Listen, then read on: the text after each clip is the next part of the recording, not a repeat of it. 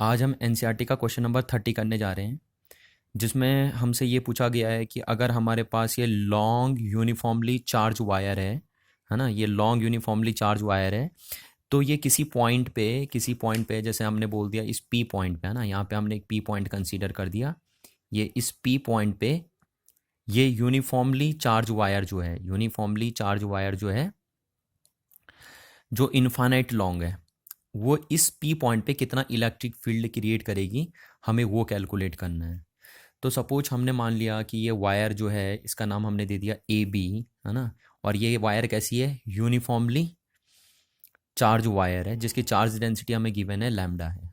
तो हमें फॉर्मूला बताना है कि ये जो यूनिफॉर्मली चार्ज वायर है, ये लॉन्ग यूनिफॉर्मली चार्ज वायर है, ये इस पी पॉइंट पे कितना इलेक्ट्रिक फील्ड क्रिएट करेगी।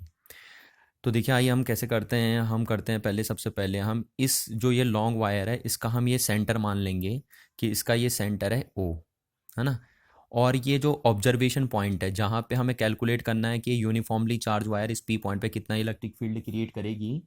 तो हम इस ये जो वायर का सेंटर है ओ, वहाँ से इस पी पॉइंट की डिस्टेंस मान लेते हैं आर, जहाँ पे ये आर क्या है, आर ये परपेंडिकुलर डिस्टेंस है, ये देखिए 90 डिग्री का एंगल है, आर परपेंडिकुलर डिस्टेंस है ऑब्जर्वेशन पॉइंट की, कहाँ से, from the centre of a wire से, है ना।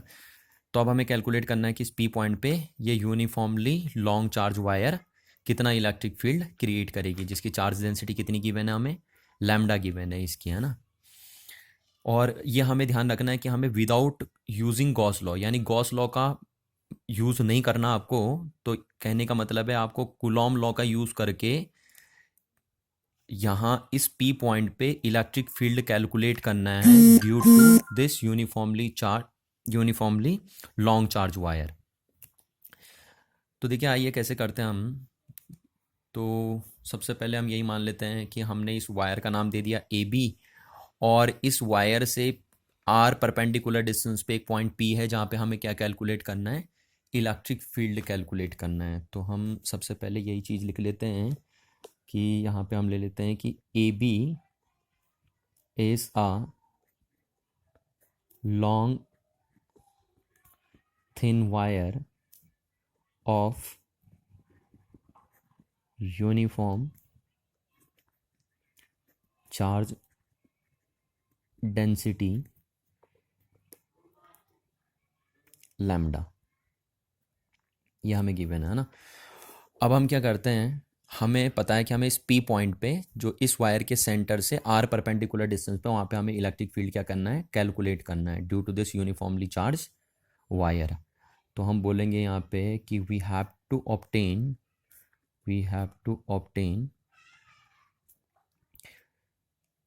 इलेक्ट्रिक फील्ड इंटेंसिटी या electric field due to this wire at any point P at a perpendicular distance R from the wire अब यहाँ पे हम क्या करके चलते हैं, देखो ऐसा करने के लिए क्या हमें पता करना है कि ये यूनिफॉर्मली चार्ज वायर जो है वो इस पी पॉइंट पे कितना इलेक्ट्रिक फील्ड क्रिएट करेगी। तो ऐसा करने के लिए मैं आपको पहले भी बताता हूँ कि हम डायरेक्टली क्या करेंगे, इस ये पूरी यूनिफॉर्मली लॉन्ग चार्ज वायर जो है वो इस पी पॉइंट पे कितना इलेक्ट्रिक फील्ड क्रिएट करेगी, हम वो नहीं निकालेंगे, है ना, हम डायरेक्ट वो नहीं निकालेंगे।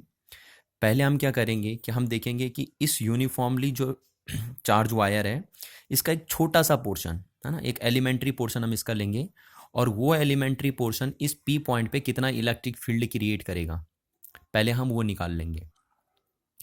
और फिर देन जो इलेक्ट्रिक फील्ड एक छोटा सा एलिमेंट्री पोर्शन इसका यहाँ पे इस पी पॉइंट पे बनाएगा, उसको हम पूरे रॉड के लिए क्या कर लेंगे, पूरी जो हमारी वायर है उसके लिए हम क्या कर देंगे, उसे इंट्रीगेट कर देंगे, है ना, पूरी रॉड के लिए इंट्रीगेट कर देंगे। तो पहले हम इसका एक छोटा सा पोर्शन ले लेते हैं।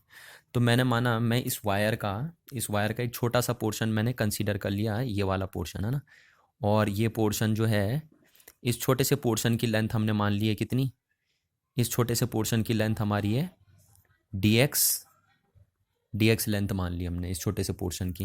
और सपोज ये पोर्शन कहाँ पे है, ये पोर्शन जेड पॉइंट पे सिचुएटेड है ना, जेड पॉइंट सिचुएटेड है यहाँ से, और इस डिस्टेंस को हमने कितना कंसीडर कर लिया है, एक्स डिस्टेंस पे कंसीडर कर लिया। यानी हमने इस रॉड के सेंटर से एक्स डिस्टेंस पे एक छोटा सा एलिमेंट्री पोर्शन ले लिया जिसकी लेंथ कितनी है, dx। और अगर हम इस dx एलिमेंट पे बोलें तो इस dx एलिमेंट पे कितना चार्ज होगा, इस dx एलिमेंट पे होगा dq चार्ज, है ना। जब भैया एलिमेंट छोटा है तो उस पर चार्ज का अमाउंट भी क्या होगा, छोटा होगा। अब हम देखेंगे कि ये जो छोटा सा एलिमेंट dq है, ये इस p पॉइंट पे कितना इलेक्ट्रिक फील्ड क्रिएट करेगा, ठीक। और ये dx एलिमेंट की इसके सेंटर से डिस्टेंस हमने कितनी एज्यूम कर ली है, x एज्यूम कर ली है। तो देखिए हमें पता है कि हम पहले इस लाइन को हमें ज्वाइन करना पड़ता है, क्योंकि अब हमारे पास इस छोटे से एलिमेंट्री पोर्शन पे कितना चार्ज हो गया, dq चार्ज हो गया, और इस पॉइंट पे हमें देखना है कि इलेक्ट्रिक फील्ड कितना है। तो पहले हम ये छोटे से एलिमेंट ने इस पॉइंट पे कितना इलेक्ट्रिक फील्ड क्रिएट करा वो निकालेंगे। तो हम इस लाइन को थोड़ा सा ज्वाइन कर देते हैं यहाँ से। देखिए ये लाइन हमने ज्वाइन कर दी है ना, ये जो डिस्टेंस है जेड पी वाली हो गई, ये वाली डिस्टेंस। तो हम देखेंगे पहले कि जो छोटा सा एलिमेंट है वो पी पॉइंट पे कितना क्या करेगा, इलेक्ट्रिक फील्ड क्रिएट करेगा। तो पहले हम इसके बारे में लिख देते हैं कि हमने जो छोटा सा एलिमेंट क्या करा है, कंसीडर करा है। तो हम यहाँ से लिखेंगे ये consider a small element of length dx, of length dx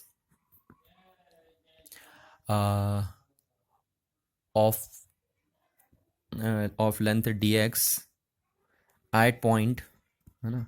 किस पॉइंट पे हमने इसे किया है, एट पॉइंट z, है ना, at point z, such that, इस तरीके से किया है सच दैट कि जो आपका OZ है वो आपका कितना बन जा रहा है, x बन जा रहा है। ये जो OZ है आपकी कितनी बन जा रही है, x बन जा रही है ना।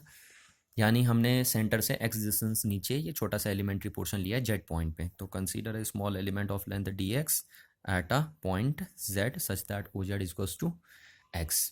अब हम देखते हैं कि ये छोटा सा एलिमेंट्री पोर्शन इस p पॉइंट पे कितना इलेक्ट्रिक फील्ड क्रिएट करता है। तो आपको पता है, देखिए जैसा हम जानते ही हैं कि अगर एक छोटा सा एलिमेंट्री चार्ज ये dq है ना, ये छोटा सा एलिमेंट्री dq चार्ज है, तो ये अपने से r डिस्टेंस पे, अगर हम बोलें ये अपने से r डिस्टेंस पे ये p पॉइंट पे कितना इलेक्ट्रिक फील्ड क्रिएट करेगा। तो we well know electric field at any point p at a distance r from the source charge, है ना, dq इज, ये हमें पता है कि एक पॉइंट चार्ज कितना इलेक्ट्रिक फील्ड क्रिएट करता है, 1/4 पाई एप्सिलॉन नॉट, है ना। और dq यानी source charge upon r square, r means the distance of observation point from the source charge. तो ये r स्क्वायर हो गया आपका। तो इतना इलेक्ट्रिक फील्ड क्रिएट करता है कौन, एक पॉइंट चार्ज किसी पॉइंट p पे अपने से r डिस्टेंस पे। तो अब हम यही मान लेते हैं कि ये जो छोटा सा एलिमेंट्री पोर्शन है, हमारा जो छोटा सा एलिमेंट्री पोर्शन है, ये एक पॉइंट चार्ज हो गया, और ये पॉइंट चार्ज इस p पॉइंट पे कितना इलेक्ट्रिक फील्ड क्रिएट करेगा। तो हम पहले वो निकाल देते हैं। तो देयरफॉर हम यहाँ से कह सकते हैं कि जो इलेक्ट्रिक फील्ड इंटेंसिटी होगी at point p due to the element dx, ये जो dx एलिमेंट्स है इस कितना हो जाएगा।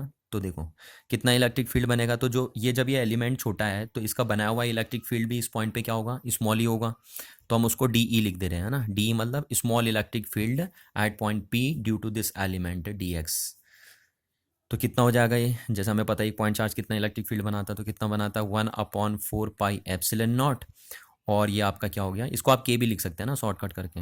और ये आपका हो गया dq। इस पे देखिए इस एलिमेंट पे इसको हम यहाँ सोर्स चार्ज बोलेंगे।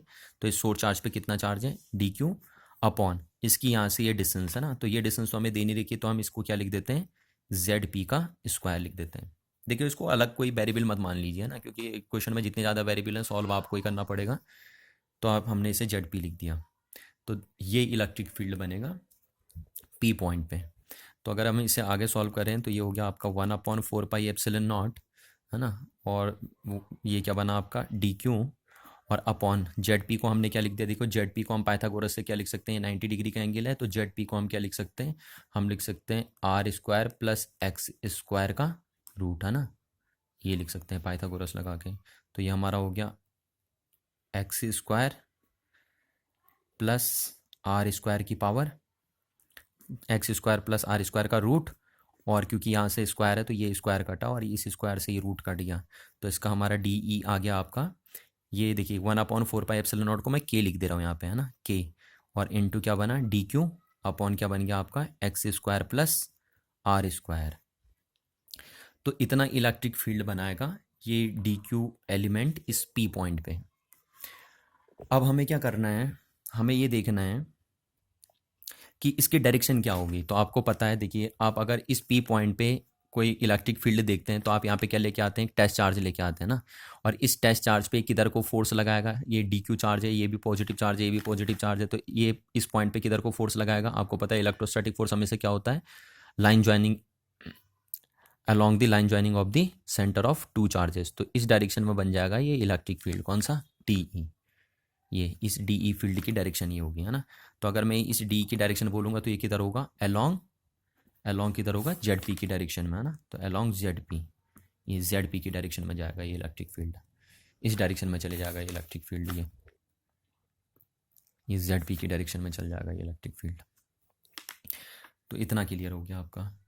अब हम क्या करते हैं कि ये जो इस डायरेक्शन में जाए जेड पी, सपोज हम इस एंगल को अभी हम अब हमारे काम आएगा ये एंगल, है ना। तो इस एंगल को हम सपोज थोड़ी देर के लिए थीटा कंसीडर कर देते हैं।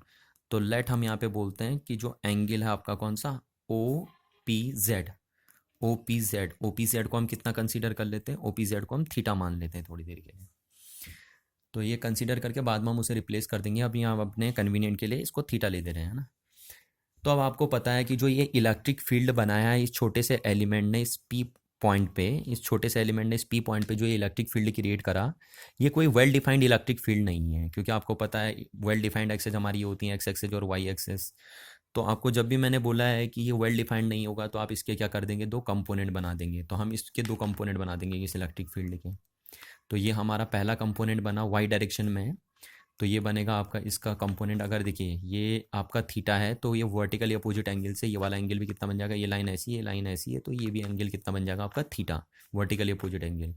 तो इस डी के दो कंपोनेंट बनेंगे, एक बनेगा आपका डी ई साइन थीटा, और दूसरा कंपोनेंट आपका इस डायरेक्शन में बन जाएगा जिसका नाम क्या होगा, डी ई कॉस थीटा। ये दो कंपोनेंट आपके बन जाएंगे, D E sine theta and D E cos theta. अब देखिए जरा यहाँ से कि इस डी कॉस थीटा को मैं, क्योंकि ये एक्स एक्सेज में तो इसको मैं डी ई एक्स लिख देता हूँ यहाँ से, और क्योंकि ये वाई एक्सेज में तो इसको मैं क्या लिख देता हूँ, डी ई वाई लिख देता हूँ हमें। तो अब हम इसकी बात कर लेते हैं थोड़ा सा, इसकी बात अगर हम कर लेते हैं तो यहाँ हम इसकी बात करते हैं तो हम यहाँ से लिखते हैं कि हमने डी ई के दो कंपोनेंट बनाए। तो डी ई जो हमने बनाया, D E can be resolve, इसको हमने रिजॉल्व किया, रिजॉल्व इनटू टू कंपोनेंट्स, है ना, टू कंपोनेंट्स। इस डी को हमने दो कंपोनेंट्स में डिवाइड करा। पहला कंपोनेंट जो आपका बना वो बना डी ई कॉस थीटा, और दूसरा कंपोनेंट जो आपका बना वो बना डी ई साइन थीटा, जिसको आपने क्या बोला, डी ई वाई बोला इसे, और इसको आपने क्या बोला है, डी ई एक्स बोला है। तो हमने डी ई के दो हिस्से बना दिए, D E cos theta and D E sine theta. अब जरा आप इस डी ई को देखिए, तो अब मैंने आपको जैसे दिखाया, तो एक तरीके से ये जो डी ई कॉस थीटा है ये वायर के परपेंडिकुलर, देखिए वायर है तो उसके परपेंडिकुलर है, तो हम बोलेंगे कि वायर के परपेंडिकुलर कंपोनेंट है। और जो डी ई साइन थीटा है वो वायर के पैरेलल है, देखिए वायर के पैरेलल है। तो ये जो डी ई साइन थीटा बना ये वायर के पैरेलल बना। तो यहाँ से हम कॉल कर सकते हैं कि this is a perpendicular component, perpendicular component of किसका, परपेंडिकुलर कंपोनेंट टू वायर। ये वायर के परपेंडिकुलर है, और ये क्या है, parallel component to the wire. ये वायर के क्या है, पैरेलल कंपोनेंट है जैसा आपको फिगर से दिख रहा था, और ये क्या है, परपेंडिकुलर कंपोनेंट है आपका। तो ये दो कंपोनेंट आपने बनाए। अब जरा आप ध्यान से देखेंगे तो यहाँ पे देखिए, है ना, अब हम पूरी रॉड के लिए क्या करने जा रहे हैं, क्योंकि हमें पूरी रॉड का निकालना है कि इस पूरी रॉड ने इस पी पॉइंट पे कितना इलेक्ट्रिक फील्ड क्रिएट करा। तो पूरी रॉड का निकालने से पहले आप एक बात का ध्यान रखेंगे कि जब आप इंटीग्रेट करेंगे तो पहले आप एक चीज़ ध्यान रखेंगे कि आपको डबल इंटीग्रेशन आप करना पड़ेगा ना, एक तो एक्स के रिस्पेक्ट में और एक वाई के रिस्पेक्ट में, क्योंकि यहाँ पे डबल इंटीग्रेशन आपका आएगा, एक्स में अलग होगा इंटीग्रेशन और वाई में अलग होगा इंटीग्रेशन, क्योंकि दोनों एक्सेज एक दूसरे पे इंडिपेंडेंट है, तो एक्स का इंटीग्रेशन अलग करना पड़ेगा और वाई का इंटीग्रेशन अलग करना पड़ेगा। तो पूरी रॉड के लिए निकालने से पहले आप जब आप पूरी रॉड के लिए निकालेंगे तो आप इस डी को क्या करेंगे, इंटीग्रेट करेंगे। तो इंटीग्रेट करने से पहले एक चीज़ देख लीजिए कि कहीं कोई कंपोनेंट आपका कैंसिल आउट तो नहीं हो रहा है ना। तो देखो, अगर मैं इतना ही ऊपर, ठीक इसी से इतना ही ऊपर, जैसे सपोज ये इससे ओ से ये जेड पॉइंट इतना नीचे, एक्स डिस्टेंस नीचे है, तो ठीक इतना ही अपर साइड में ले लेता हूँ, अदर साइड है ना, ये एक्स मैं यहाँ पे ले लेता हूँ कि ये जो एक्स है, इतने ही ऊपर एक दूसरा एलिमेंट है ये डी एक्स, ठीक जितना नीचे ये एलिमेंट है, इस सेंटर से ये एलिमेंट डी एक्स जितना नीचे है, ठीक इतना ही ऊपर एक डी एक्स एलिमेंट दूसरा है हमारा, है ना, यहाँ पे ये डी एक्स एलिमेंट इतना ही ऊपर हमारे यहाँ से सेंटर से एक्स डिस्टेंस पे है। तो हम बोलेंगे कि ये ठीक इसका मिरर एलिमेंट बन गया, है ना, ये जो एलिमेंट है, ये जो डी एक्स यहाँ मैंने बनाया ऊपर, ये मिरर एलिमेंट हो गया इस वाले एलिमेंट का, क्योंकि ठीक उतना ही ऊपर ये भी है और रॉड यूनिफॉर्म है, तो ये इसका मिरर एलिमेंट बोला जाएगा। अब अगर हम देखें कि ये मिरर जो एलिमेंट है, ये इस पॉइंट पे जो इलेक्ट्रिक फील्ड बनाएगा वो किधर को बनाएगा, वो कहीं इस डायरेक्शन में बनाएगा। देखो मैं यहाँ पे हल्का हल्का सा आपको दिखा देता हूँ उसको, है ना, इस डायरेक्शन में बनाएगा, कहीं इलेक्ट्रिक फील्ड डी ई बनाएगा, है ना, और उस डी ई का मैग्नीट्यूड भी इतना ही होगा। क्लियर है ना बात, उस डी का मैग्नीट्यूड भी क्या होगा, सेम ही होगा, इतना ही होगा। क्यों, क्योंकि आपको पता है ये एक्स उतना ही रहेगा, उसके लिए भी आर उतना ही रहेगा, और डी क्यू का अमाउंट भी सेम ही रहेगा उस पर, क्योंकि ये डी एक्स एलिमेंट पे कितना चार्ज होगा, उस पर भी अगेन डी क्यू चार्ज होगा। तो ये जो इसका इस वाले का जो मिरर एलिमेंट है यहाँ पे, ये छोटा सा मिरर एलिमेंट डी एक्स जो अदर साइड में इसके, एक साइड में ये था, एक साइड में ये है, तो ये छोटा सा एलिमेंट इस पॉइंट पे इधर को इलेक्ट्रिक फील्ड बनाएगा।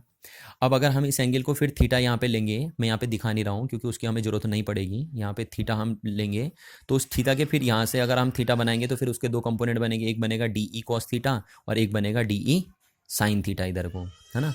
तो वो जो डी ई साइन थीटा इसका बना और डी साइन थीटा उसका बना, ये दोनों कंपोनेंट जो डी ई साइन थीटा इस एलिमेंट का बना, और इसका जो मिरर एलिमेंट है उसका डी ई साइन थीटा किधर बनेगा, इधर बनेगा।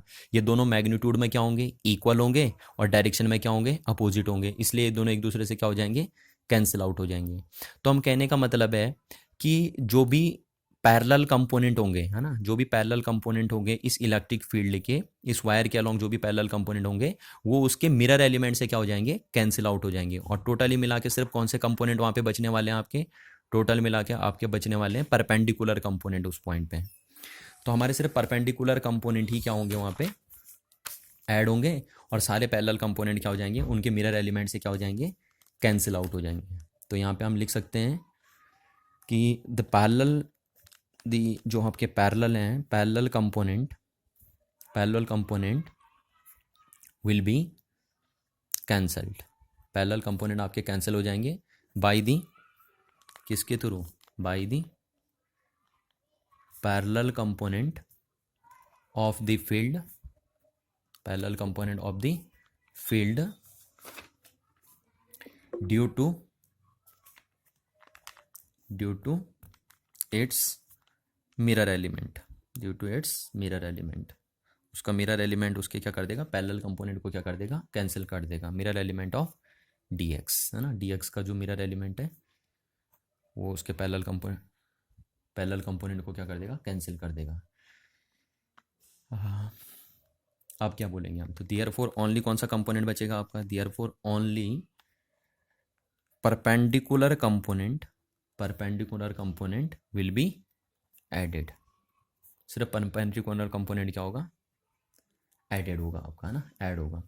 तो देयरफॉर हम यहाँ से बोल सकते हैं कि जो इफेक्टिव कंपोनेंट होगा इलेक्ट्रिक फील्ड का ड्यू टू चार्ज एलिमेंट, वो सिर्फ डी ई कॉस थीटा होगा बस, क्योंकि डी ई साइन थीटा तो कैंसिल आउट हो जाएगा। तो यहाँ से हम बोल सकते हैं therefore effective component of electric field intensity due to the charge element, due to the charge element dx is वो क्या बनेगा आपका, सिर्फ डी एक्स वाला रह जाएगा, है ना, तो वो कितना बनेगा, डी ई कॉस थीटा। क्यों? क्योंकि डी ई साइन थीटा तो उसके पैरेलल कंपोनेंट से क्या हो जाएगा, ये देखिए जो मैं ये बोल रहा था ना, इसका डी ई साइन थीटा इधर बनेगा और इस वाले कंपोनेंट का डी ई साइन थीटा किधर बनेगा, इधर बनेगा, और उसका मिरर एलिमेंट है तो मैग्नीट्यूड में दोनों क्या होंगे, इक्वल, डायरेक्शन में अपोजिट, तो कैंसिल आउट हो जाएंगे, सिर्फ इनके परपेंडिकुलर कंपोनेंट क्या होंगे यहाँ पे ऐड होंगे। तो जो नेट इलेक्ट्रिक फील्ड बचेगा पी पॉइंट पे इस छोटे से मिरर एलिमेंट की वजह से वो कितना बचेगा, सिर्फ डी ई कॉस थीटा। तो ये बचा। तो यहाँ से हम अगर बोलें तो डी जो हमारा डी ई एक्स बना आपका, ये जो हमारा डी ई एक्स यहाँ से निकल रहा है, डी ई एक्स, ये डी ई एक्स की वैल्यू कितनी होगी, देखिए डी ई की वैल्यू हमारी कितनी थी, हमारे डी ई की वैल्यू आई थी के, यहाँ से मैं आपको दिखा देता हूँ, ये डी ई की वैल्यू आई थी के D Q upon R square plus x square, है ना। तो डी की वैल्यू कितनी आई थी आपकी, आर स्क्वायर के into D Q upon R square plus x square, ये वैल्यू आई है आपकी, और इनटू क्या बनेगा, कॉस थीटा, ये कॉस थीटा यहाँ पे बन गया। अब हमें क्या करना है कि देखिए हमें पता है कि सिर्फ यही कंपोनेंट वहाँ पे बचेगा इलेक्ट्रिक फील्ड का जिसकी डायरेक्शन ये एक्स डायरेक्शन में होगा। तो अब हमें टोटल के निकालने के लिए, पूरी रॉड के निकालने के लिए इसे क्या कर देना है, इंटीग्रेट कर देना है ना। तो अब हम करते हैं कि therefore electric field intensity at point P due to the whole wire, है ना, होल वायर, पूरी वायर की वजह से कितना बनेगा, तो पूरी वायर की वजह से कितना बनेगा, इसको हम इंटीग्रेट कर देंगे, D E X is equal to, तो इसको भी हम इंटीग्रेट करेंगे। आप देखिए इसमें के तो बाहर आ जाएगा, के कांस्टेंट है, कांस्टेंट डिफरेंशिएट नहीं होते और ना ही क्या होते हैं, इंटीग्रेट होते हैं।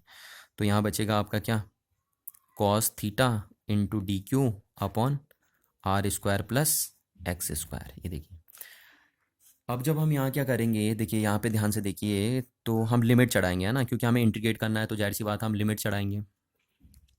तो हम लिमिट कहाँ से कहाँ तक चढ़ाएं, बात आती है कि हम लिमिट कहाँ से कहाँ तक चढ़ाएं। तो देखिए हमारे पास ये थी वायर, है ना, ए, और ये बी वायर थी, और ये पॉइंट था पी, ऑब्जर्वेशन पॉइंट था पी, जो इस एलिमेंट से, इस छोटे से एलिमेंट से यहाँ पे कितना एंगल फॉर्म कर रहा था, थीटा एंगल फॉर्म कर रहा था ना, ये एंगल थीटा फॉर्म कर रहा था इसके सेंटर से ही, यहाँ पे थीटा एंगल फॉर्म कर रहा था।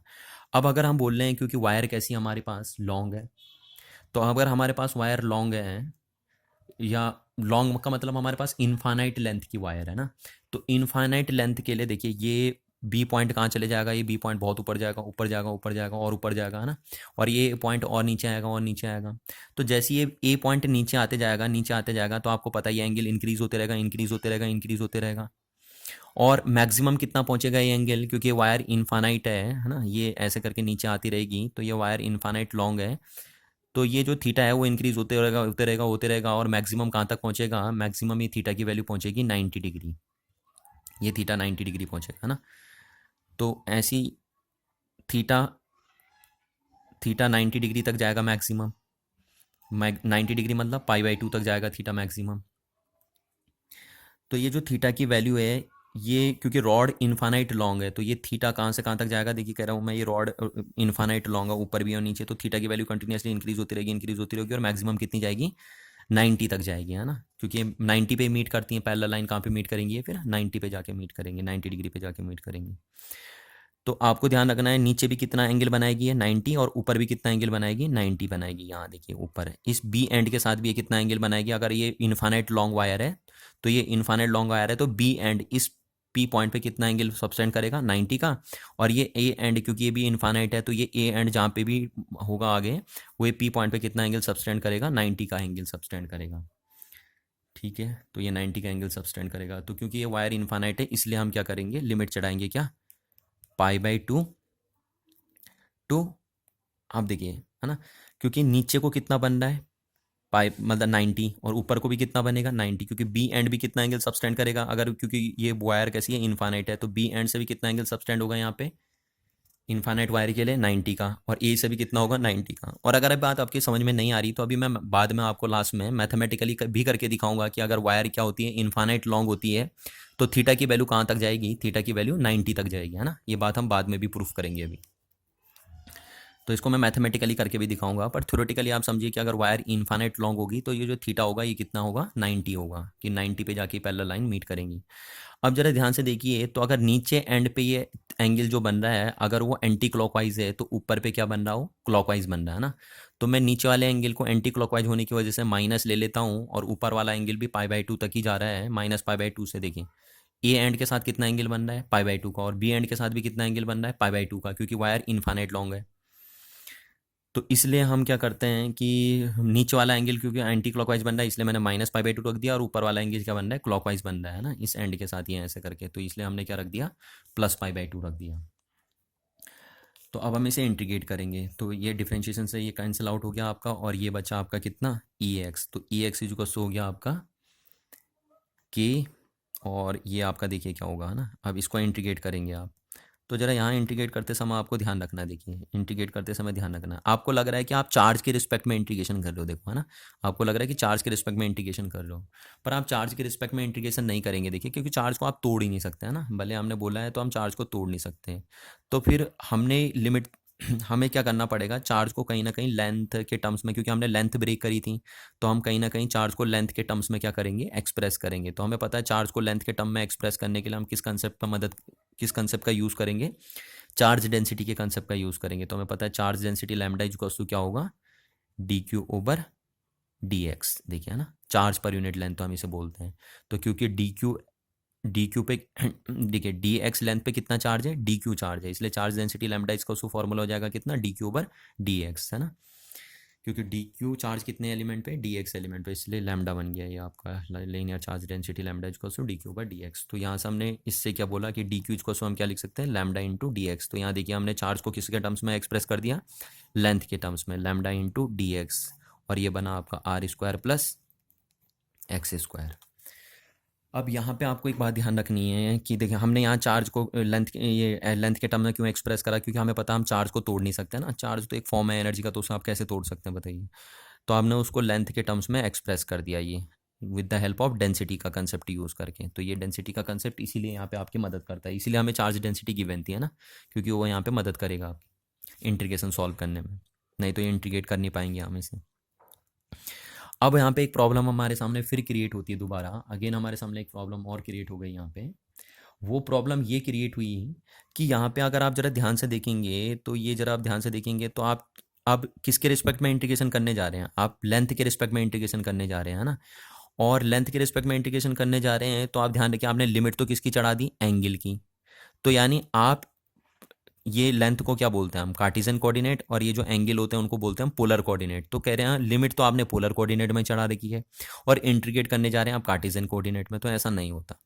या तो आप लेंथ को भी एंगल बनाइए, या फिर एंगल की लिमिट हटा के लेंथ की लिमिट बना दीजिए। तो अब लेंथ की लिमिट तो हम कर नहीं सकते, तो हम क्या करते हैं, हम कहीं ना कहीं लेंथ को एंगल में कन्वर्ट करने की कोशिश करते हैं ना, यानी कार्टेशियन कोऑर्डिनेट को पोलर बनाते हैं। तो अब फिगर की मदद लेते हैं हम। देखिए फिगर की मदद से हमें क्या मिलता है, यहाँ पे अगर हमें मिलता है तो मैं यहाँ पे दिखा दूँ इस फिगर में आपको।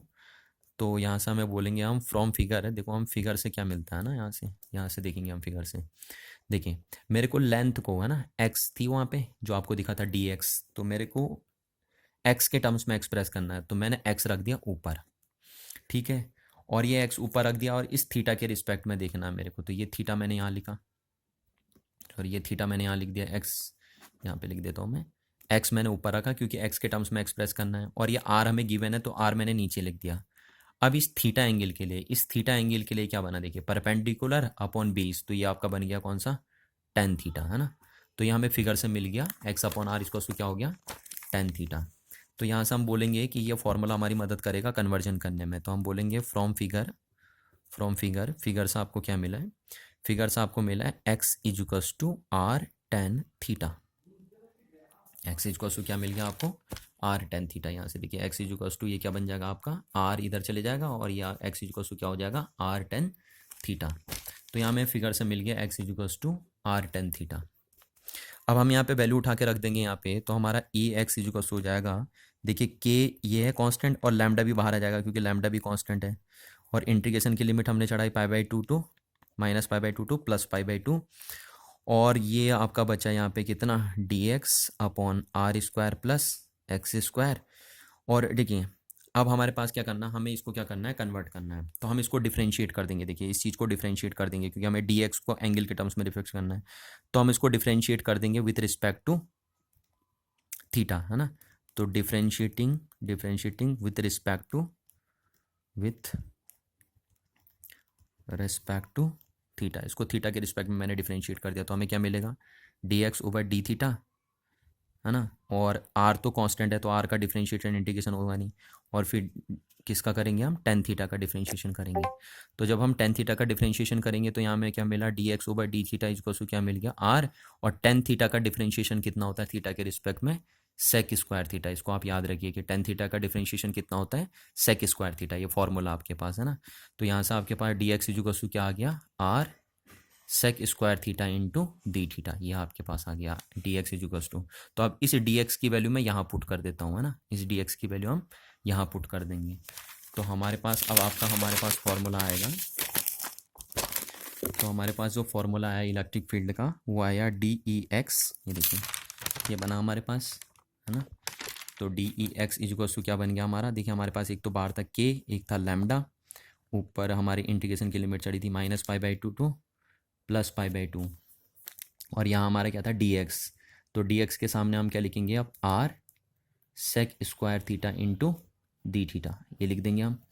और अपॉन हमारा नीचे क्या बन रहा है, R square plus x square, ये बच्चा देखिए हमारे पास।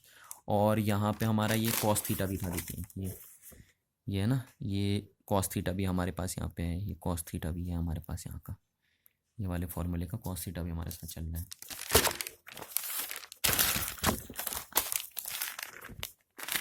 तो साथ में ये हमारा कॉस थीटा भी इधर लिखा जाएगा, ये कॉस थीटा बन गया हमारे पास। तो यहाँ हमने डी एक्स के सामने क्या कर दिया, R sec square D theta put कर दिया। अब देखिए अब यहाँ पे बढ़िया हो गया, यहाँ एंगल के रिस्पेक्ट में क्या हो रहा है, इंटीग्रेशन हो रहा है और एंगल की ही लिमिट चढ़ी हुई है। तो अब काफ़ी आसान हो गया हमारे पास।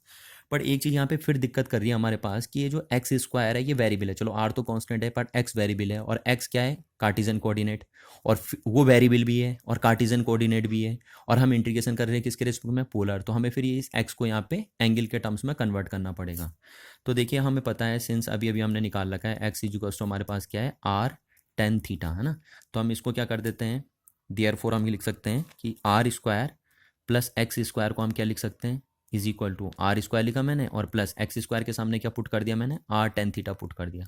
इससे क्या होगा ना, ये कार्टिजन कोऑर्डिनेट पोलर कोऑर्डिनेट में कन्वर्ट हो जाएंगे, यानी एक्स लेंथ वाले टर्म्स, ये जो एक्स हैं वो एंगल में कन्वर्ट हो जाते हैं। या तो ये एक्स कांस्टेंट है तब तो हम इसे बाहर लिख देते हैं आर के साथ, जैसा आर कांस्टेंट है। पर अभी ये वेरिएबल है इसलिए हम इसे बाहर नहीं लिख सकते और हम इसे पोलर में कन्वर्ट करेंगे पहले with the help of this formula. तो एक्स की वैल्यू हमें पता है आर टेन थीटा है, तो जब हम इसका स्क्वायर करेंगे तो ये R square tan square theta हो जाएगा। तो यहाँ से R square plus x square कितना आया आपका, आर स्क्वायर मैंने कॉमन ले लिया और यहाँ से आपका बच्चा वन प्लस, ये बना आपका one plus tan square theta, है ना, tan square theta. R square common आ गया यहाँ पे। तो अब R square plus x square इसको क्या बना आपका, आर स्क्वायर और one plus tan square theta. देखिए मैं यहाँ पे एक फॉर्मूला लिख दे रहा हूँ, since sec square theta minus tan square theta आपका बनता है कितना, वन। तो यानी ये टेन थीटा उधर जाएगा तो हम यहाँ से बोल सकते हैं कि one plus tan square theta इसको क्या बनेगा आपका, सेक स्क्वायर थीटा, है ना। तो यहाँ से हम इसको सेक स्क्वायर थीटा लिख सकते हैं। तो one plus tan square theta को हम क्या लिख सकते हैं, सेक स्क्वायर थीटा।